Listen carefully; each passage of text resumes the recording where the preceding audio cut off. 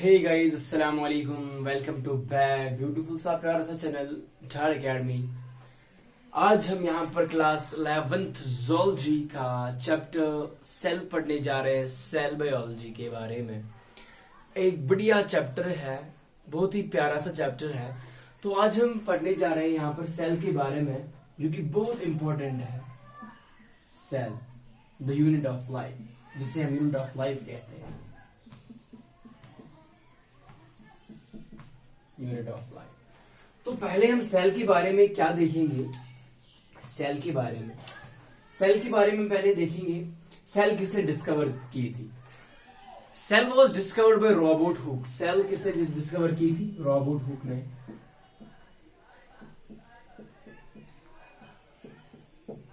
कब? 1665। उसने क्या देखा? एक ऑक ट्री था। ऑक ट्री जो एक ट्री का नाम है ऑक ट्री। उसने बाग स्लाइसेस जो ऊपर से वो कवरिंग होती है वही उठाई और अपने सेल्फ वो बनाई हुई माइक्रोस्कोप से के नीचे देखा। वहां पर उसने क्या देखा? ऐसे उसने देखा वहां पर एक कॉम हनी लाइक स्ट्रक्चर ऐसे देखा वहां पर, ये ऐसे। और वहां पर क्या हमने देखा? हनी कॉम लाइक स्ट्रक्चर्स देखी, जिसका उसने लैटिन वर्ड में दिया सेलुले। क्या नाम दिया? सेलुले, जिसका माने है एम्प्टी स्पेसेस। क्या? एम्प्टी स्पेसेस नाम था उसका। क्या नाम था?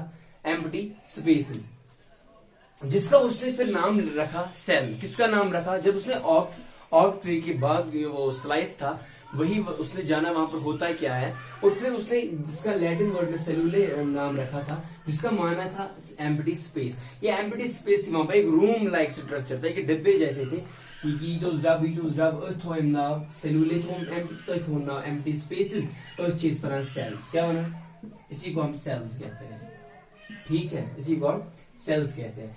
फिर उसके बाद क्या हुआ? लेटर ऑन जब डिस्कवरीज हुई, जब बहुत सारे डिस्कवरीज वहां पर हुई, बहुत सारी डिस्कवरीज, जैसे कि ये इनके जो ऑर्गन्स थे वो भी डिस्कवर हुए।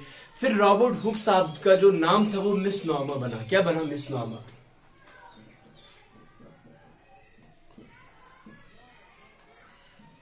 His name became misnomer. क्या बना? मिसनॉमर बना, क्योंकि वो नाम फिर इसके लिए ठीक नहीं रहा, क्योंकि उसने बोला था वहां पर एम्प्टी स्पेसेस होते हैं, लेकिन वहां पर खाली एम्प्टी स्पेसेस फिर नहीं होती है, क्योंकि वहां पर बहुत सारे डिफरेंट सेल ऑर्गेनल्स भी डिस्कवर हुए, इसीलिए इसका नाम मिसनॉमर बना। तो फिर इसके बाद हमने क्या पढ़ा? जो कि फर्स्ट लिविंग सेल, फिर हमने देखा जो कि फर्स्ट लिविंग सेल जो डिस्कवर की थी वो एंटोन वॉन लेeuwenhoek ने की थी। एंटोन वॉन लेeuwenhoek discovered the first living cell. उसने कब की थी वो? उसने की थी वो 1674 में। First living cell, first living cell Anton von लेeuwenhoek, एवी हुक नाम रखना है। एंटोन वॉन लेeuwenhoek कब की थी? 1674 में की थी उसने। और उसने वो वहां पर जो सेल्स पड़ी थी, जैसे बैक्टीरियल सेल वहां पर उसने देखी, बैक्टीरियल सेल के अंदर देखी, और बैक्टीरियल सेल के साथ साथ प्रोटोजोन्स भी देखी, आरबीसीज के बारे में ये भी स्टडीड। उसने क्या वहां पर स्टडी किया था उन दिनों? उसने किया था बैक्टीरियल सेल्स जो थे, बैक्टीरियल सेल्स, प्रोटोजोन्स और आरबीसीज एक्स्ट्रा, बहुत सारे और भी थे, लेकिन मेनली इनने यही पढ़ा था, bacterial cells, protozoan cells and RBCs. और फिर उसके बाद क्या है? और दो साइंटिस्ट आए। अगर हम देखेंगे 1838 में एक साइंटिस्ट था जिसका नाम जो कि था जर्मन बॉटनिस्ट। 1838 जर्मन बॉटनिस्ट जिसका नाम था माल्थस शेल्डन। क्या था? ये आपने पढ़ा होगा। तो अब हम आगे की ओर बढ़ते हैं। So let's begin. देखते हैं क्या पढ़ा, क्या उसने भी देखा। बहुत सारे सेंटेंसेस आए 1838 में। कब? 1838, जो कि जर्मन बॉटनिस्ट था। क्या था? जर्मन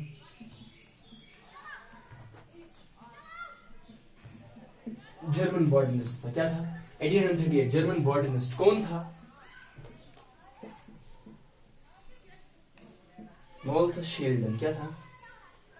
उसने क्या पढ़ा? उसने प्लांट सेल्स पढ़े। क्या? Plant cells. He studied plant sales in that time and उसने क्या कंक्लूड किया? उसने वहां पर कंक्लूड किया कि all cells, all plants are made up of cells. हर कह प्लांट सह बनियमुत एक सेलन हुंद, सह बनियमुत सेलन हुंद। क्या उसने क्या पढ़ा? Studied plant sales, study plant cells and concluded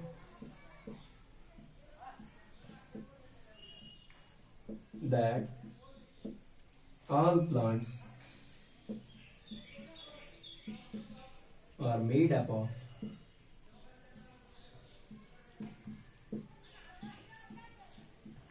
cells। क्या उसने देखा? क्या उसने बोला?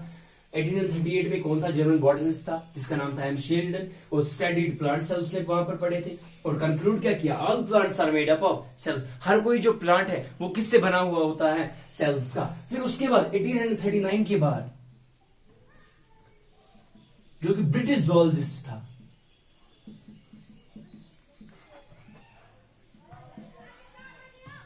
ब्रिटिश जूलॉजिस्ट जिसका नाम था Theodore Shivan,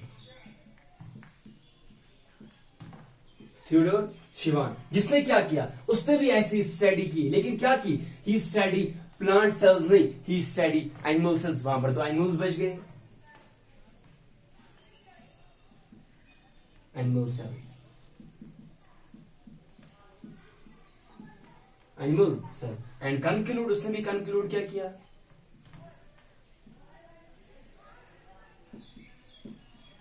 and concluded that all animals are made up of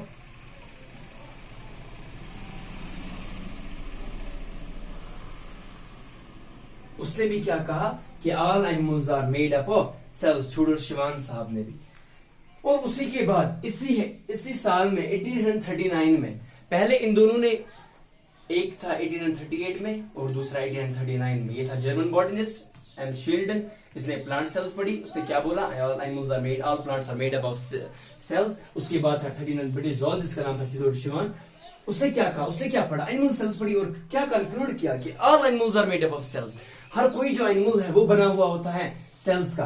और फिर इसके बाद 1839 में ही इन्होंने कुछ अपने ये आइडियाज को एक्सचेंज किया, अपने आइडियाज को एक्सचेंज किया। और एक्सचेंज करने के बाद इन्होंने सेल थ्योरी दी। क्या दी? Cell theory. पहले मैं रब कर लेता हूं। आई होप कि आपने ये सब उतारा होगा, समझ में आया होगा। तो first I will rub it, फिर हम आगे की ओर बढ़ते हैं।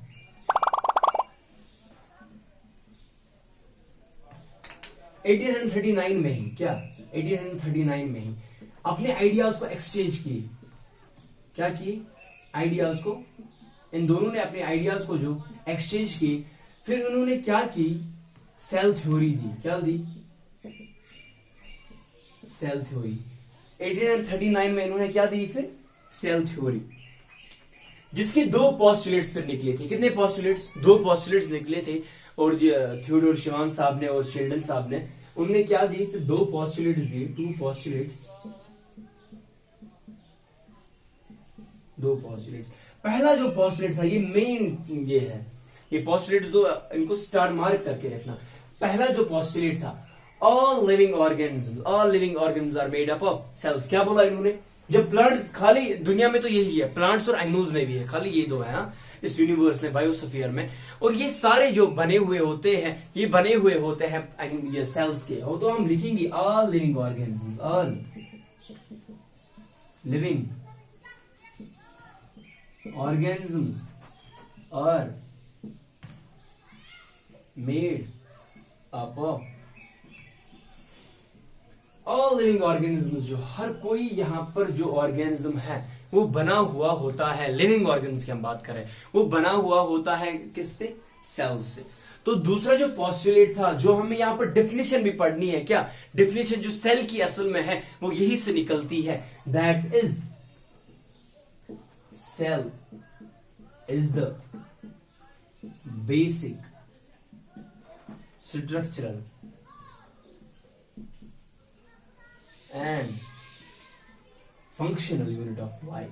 ये आपने पढ़ा होगा 9th में, याद 8th में भी। Functional unit of cell is the basic structural and functional unit of life. क्या बोला, किसने ये बोला? Cell is the basic structural and functional unit of life. ये दो मेन पोस्टुलेट्स थे, क्योंकि हमारी बॉडी में असल में पहले यही फंक्शंस करता है। ये बेसिक फंडामेंटल होता है हमारी बॉडी में, फंडामेंटल। जैसे हम कभी किसी में भी देखते हैं, मतलब हमारी ब्रेन में जो वो न्यूरॉन होता है, जैसे नेफ्रॉन होता है, यही भी एक फंडामेंटली होता है। वैसे भी ये सेल भी एक फंडामेंटल होता है। जैसे हम अल्हम्दुलिल्लाह जब हम कुरान पढ़ते हैं, उसके लिए हमें पहले बेस बनानी पड़ती है, जो कि हम पढ़ रहे होते हैं, नूरानी कायदा पढ़ रहे होते हैं। उसी तरह हमारे बॉडी में भी ये है, हमारी बॉडी में भी सेल्स एक फंडामेंटली एक ये है चीज है। तो इसीलिए हम इसको कहते हैं बेसिक भी कहते हैं, स्ट्रक्चरल भी होते हैं। पहले ये बेसिक है, बेस, ये किसी से डिराइव नहीं होता, ये बेसिक ही होता है पहले से ही। स्ट्रक्चरल की इन ह्यूमन बॉडी में खाली यही स्ट्रक्चर्स बनाते हैं, फिर प्रोटीन्स बनाते हैं, फिर हमारी बॉडी वैसे बनती है। तो इसी को हम कहते हैं स्ट्रक्चरल। फंक्शनल भी हम इसीलिए कहते हैं क्योंकि डिफरेंट फंक्शंस इसीलिए होती हैं, जब भी आपस में बनाते हैं, टिश्यू बनाते हैं, टिश्यू के साथ फिर ऑर्गन बनाते हैं, ऑर्गन सिस्टम बनाते हैं, इसीलिए ये फंक्शनल भी हम इसको कहते हैं। तो ये थे दो मेन पोस्टुलेट्स। लेकिन अगर हम देखेंगे, ये जो इसने थ्योरी दी, इन दोनों ने थ्योरी दी, जब इन्होंने एक्सचेंज अपनी आइडियाज की, लेकिन इससे हमें ये पता नहीं चला, सेल थ्योरी जो थी, all living organs are made up of cells and cell is the basis function of life. लेकिन इससे हमें ये पता नहीं चला कि क्या ऑल ये जैसे सेल्स हैं, सेल्स कैसे बनते हैं, how cells, they did not explain the exchange, they did not explain the origin of cells। क्या? they did not explain the origin of new cells। तो वही हम अब देखने जा रहे हैं, क्योंकि ये सेल्स क्यों नहीं, हम वहां पर हमने क्यों नहीं ये पढ़ा, इन दोनों ने क्यों नहीं देखा कि सेल्स कैसे बनते हैं, सेल्स का ओरिजिन क्या होता है। तो इसी के साथ हम पढ़ रहे हैं। फिर कौन आया? रॉबर्ट विर्चो साहब। रॉबर्ट विर्चो उसने क्या कहा? लेकिन अगर हम उन दोनों की बात करें, इन्होंने ये नहीं बताया कि सेल्स कब बनते हैं, इन्होंने ये नहीं बताया कि सेल्स कब बनते हैं। तो उसी के साथ अब हम पढ़ने जा रहे हैं किसके बारे में? रॉबर्ट विर्चो ने क्या कहा? वो 1855 शायद, हाँ 1855 में ही उन्होंने क्या कहा? ऑल लिविंग, क्या कहा? All new cells are existing from pre existing cells. No sorry ये नहीं है। All cells arise from pre existing cells. जो न्यू सेल्स बनते हैं, उसने स्टेटमेंट दिया, all new cells arise from pre existing cells. उसने क्या, जो नए सेल जो बना पुराने सेलों पे, इनकी जैसे कि आरबीसीज, उसकी लाइफ स्पैन खुद 120 डेज होती है, फिर वो 120 डेज के बाद मर जाते हैं, फिर उन्हीं से नई सेल्स बनती है। ये किसने कहा? रॉबर्ट विर्चो ने 1855 में क्या कहा? All cells arise from pre existing cells. और ये थी, इसी थ्योरी को हम कहते हैं मॉडर्न सेल थ्योरी। यही थ्योरी दी, इसको हम कहते हैं